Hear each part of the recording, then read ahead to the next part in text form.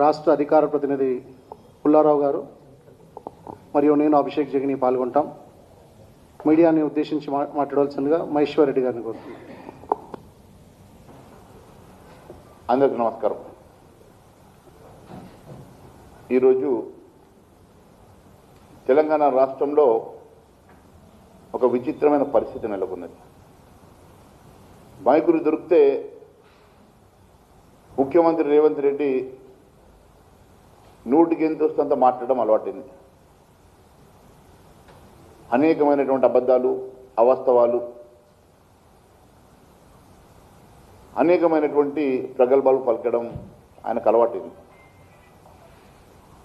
ప్రతిసారి కేంద్రాన్ని నిందించడమో, భారతీయ జనతా పార్టీ నాయకుల మీద విరుచుకుపడమో, నోరున్నది కదా అని చెప్పి మాట్లాడడమో చేయడం అనేది మనం సర్వసాధారణంగా చూస్తున్నాం. నేను ముఖ్యమంత్రి రేవంత్ రెడ్డి గారిని అడుగుతున్నా. నేను ఆసిఫాబాద్ వెళ్ళినప్పుడు కూడా అనేక అబద్ధాలతో కూడినటువంటి అంశాలు మాట్లాడుతూ ఛాలెంజ్లు చేస్తున్నాడు. రేవంత్ రెడ్డి గారు, మీరు ఛాలెంజ్ చేసే ముందర మీరు చెప్పినవి నిజమంటే, వాస్తవాలు మాట్లాడితే అనేక సార్లు నేను మీకు మీడియా ద్వారా చెప్పిన ఈరోజు చాలా స్పష్టంగా నేను తెలియజేస్తా ఉన్నాను. నేను వాస్తవాలతో డొక్కొని వస్తా, నువ్వు నీ మొత్తం క్యాబినెట్ తీసుకొని రా, నేను మాట్లాడే అంశంలో ఏ ఒక్క తప్పున్నా నేను ఏ నిర్ణయానికైనా కట్టుబడి ఉంటాను. దానికి నువ్వు సిద్ధమని అడుగుతున్నా. కేవలం నువ్వు ఢిల్లీలో మీ ఏఐసిసి నాయకుల్ని మభ్యపెట్టినట్ల ప్రజల్ని మాటలతో మభ్యపెడతానంటే వాస్తవాలు ఒప్పుకో. ఈరోజు 75 మెట్రిక్ టన్నులు కేంద్ర ప్రభుత్వం కొనుక్కుంటే తీసుకొచ్చి పోస్తాడు. ఏడవస్తు దమ్మున్నదా నీకు? నువ్వు ఏం మాట్లాడినావు? పిసిసి అధ్యక్షుడిగా గత ప్రభుత్వంకి చేతనైతే లేదు, నేను ప్రతి గింజ కొనుగోలు చేస్తా, విదేశాలకు ఎక్స్పోర్ట్ చేస్తా, నాకు 10,000 కోట్లు ఇస్తే నేను చేసి చూపిస్తా అని చెప్పినావు కదా. మరి ఈరోజు అధికారంలో ఉండి నువ్వు ఇలా చేస్తున్నది ఏందని అడుగుతున్నా. మొన్నటికి మొన్న మీ మంత్రి ఉత్తమ్ కుమార్ రెడ్డి 90 లక్షల మెట్రిక్ టన్నులు కొనుగోలు చేస్తున్నామని చెప్పాడు. మళ్ళీ మాట మలిపి మొన్న 4 క్యాబినెట్ మంత్రులతోటి ప్రెస్ మీట్ పెట్టేసి 75 లక్షల మెట్రిక్ టన్నులు కొంటామని చెప్తాడు. మేము భారతీయ జనతా పార్టీ శాసనసభ్యులు, శాసన మండలి సభ్యులు, పార్లమెంట్ సభ్యులు కళ్ళల్లో ఉన్నటువంటి పరిస్థితులు కళ్ళకు కట్టినట్టుగా మీ ద్వారా ప్రజలకు చూపించాలని, ఈ ప్రభుత్వం దృష్టికి తీసుకురావాలని మేము చేసినటువంటి ఒక తాపత్రయంతో అనేక జిల్లాలు, అనేక మార్కెట్ యార్డులలో ఉన్నటువంటి నిల్వల్ని చూపిస్తూ మేము బయలుదేరితే మీ యంత్రాంగం కదిలిచ్చి కొనుగోలుని ఎక్స్పెడిట్ చేసిన మాట వాస్తవం కాదా? మరి ఆ రోజు మంత్రులందరూ కలిసి 90 లక్షల మెట్రిక్ టన్నులు కాదు 75 లక్షల మెట్రిక్ టన్నులు కొంటాంటివి. మరి ఈరోజు మీ సివిల్ సప్లైస్ శాఖ రిలీజ్ చేసిన స్టేట్మెంటు 64 లక్షల మెట్రిక్ టన్ను కొన్నామంటున్నారు. అసలు మీరు మాట్లాడే మాటలకి చేతులకి ఏమైనా పొంతన ఉన్నదని అడుగుతున్నాను. ఈ రాష్ట్రంలో పండించిన పంట మీ మంత్రి గారు చెప్పిన లెక్కల ప్రకారం, మీ డిపార్ట్మెంట్ చెప్పిన లెక్కల ప్రకారమే చెప్తా ఉన్నాను, 1,41,00,000 మెట్రిక్ టన్నులు కదా. మరి చివరి గింజ వరకు కొంటని చెప్తే నువ్వు నీ మేనిఫెస్టోలో చెప్పిన దాని ప్రకారం, నువ్వు ఒప్పుకున్న దాని ప్రకారం, ఎన్నికల హామీ ప్రకారం నువ్వు 1,41,000 మెట్రిక్ టన్నులు కొనుగోలు చేయాలి కదా. ఈరోజు దాన్ని 90 లక్షల మెట్రిక్ టన్నులు కొంటాను ఒకసారి, 75 లక్షల మెట్రిక్ టన్నులు కొంటాను ఒకసారి, ఇప్పుడు 64 లక్షల మెట్రిక్ టన్నులు కొన్నాం. ఇదంతా కూడా కేంద్ర ప్రభుత్వం కొనుక్కుంటే మీ సంగతి చెప్తా అంటే కేంద్ర ప్రభుత్వం నీకు అగ్రిమెంట్ చేసిందా? ఈరోజు భారతదేశంలో యాసంగిలో పండేటువంటి పంటలు 60% వడ్డను కొనుగోలు చేస్తున్నటువంటి కేంద్ర ప్రభుత్వం కేవలం తెలంగాణ నుంచే. ఈ దేశంలోనే 60% ప్యాడీని ప్రొక్యూర్మెంట్ తెలంగాణ నుంచి చేయంగా కూడా ఇంకా నువ్వు ఈ రకమైనటువంటి నాటకాలు మాట్లాడడం, అబద్ధాలు మాట్లాడడం, ప్రొవోకేటింగ్ స్టేట్మెంట్లు ఇవ్వడం, ఇది ఎంతవరకు సమాజం గమనిస్తలేదా? ఏడబోస్తావు? ఏమైనా మాట్లాడే ముందు ఆలోచించి మాట్లాడుతున్నారా మీరు? ఈరోజు నువ్వు ఇచ్చిన దాని ప్రకారం నువ్వు కొనుగోలు చేసి ఎక్స్పోర్ట్ చేసుకుంటావా, నీ ఇంట్లో పోసుకుంటావా?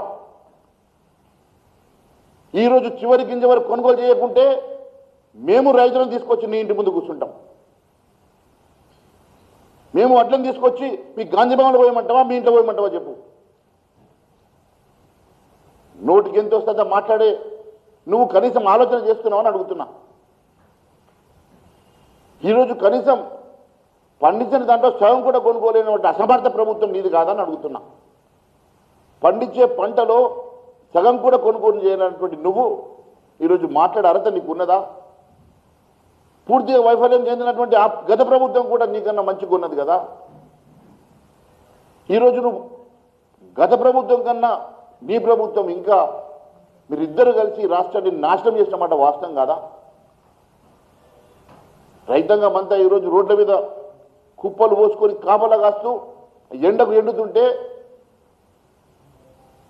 వడదెబ్బలు చనిపోతూ ఉంటే కనీసం కనికరం కూడా లేకుండా ఈరోజు కొనుగోలుని కూడా ఈ రోజు వరకు 1వ తారీఖు వరకు పూర్తి చేస్తా అన్నారు కదా. ఏమైంది 1వ తారీఖు? ఇలా 3వ తారీఖు వచ్చింది.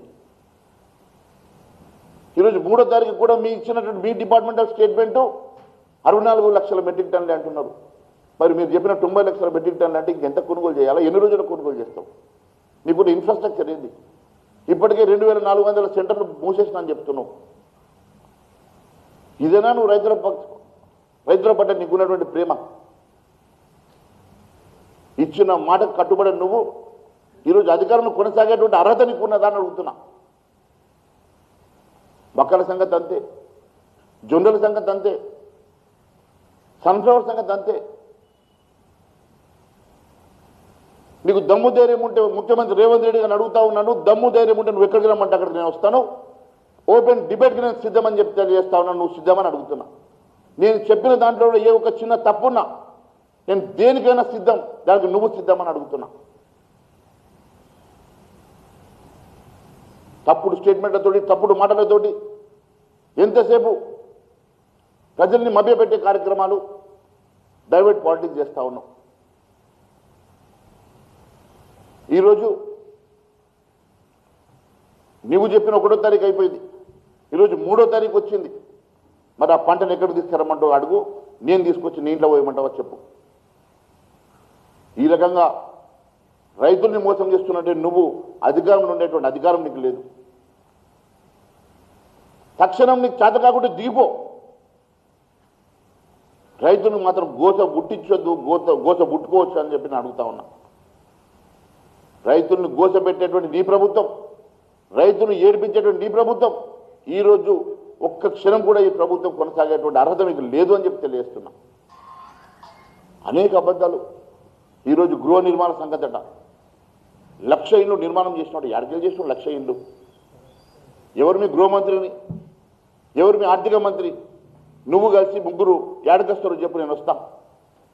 ఏడగడితే 1,00,000 ఈ గృహ నిర్మాణం విషయంలో నేను ఈరోజు చాలా స్పష్టంగా మీ ద్వారా నేను ప్రజానీకానికి తెలియజేస్తున్నా. మిత్రులారా, ఈరోజు ఈ రాష్ట్రంలో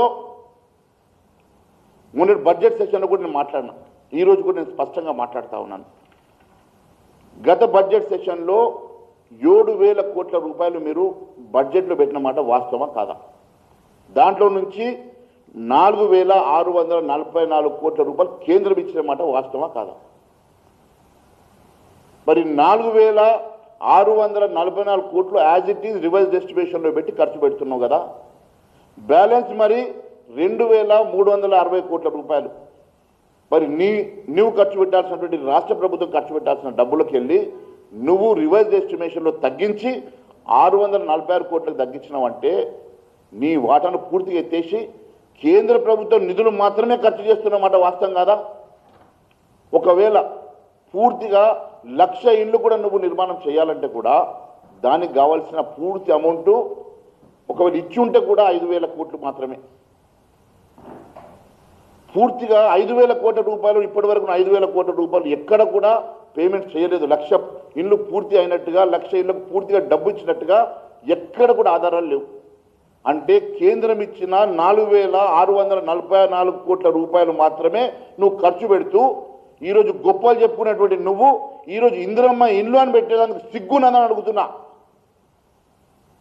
ఈరోజు ఇందిరమ్మ ఇళ్లను పెట్టుకొని సిగ్గు లేకుండా కేంద్రం ఇచ్చేటువంటి నిధులు, ప్రధానమంత్రి ఆవాస్ యోజన కింద ఇచ్చేటువంటి నిధులు, ఈరోజు నరేంద్ర మోడీ గారు ఇచ్చిన నిధులతోటి 4,644 కోట్ల రూపాయలతోటి నువ్వు ఇండ్లు కట్టి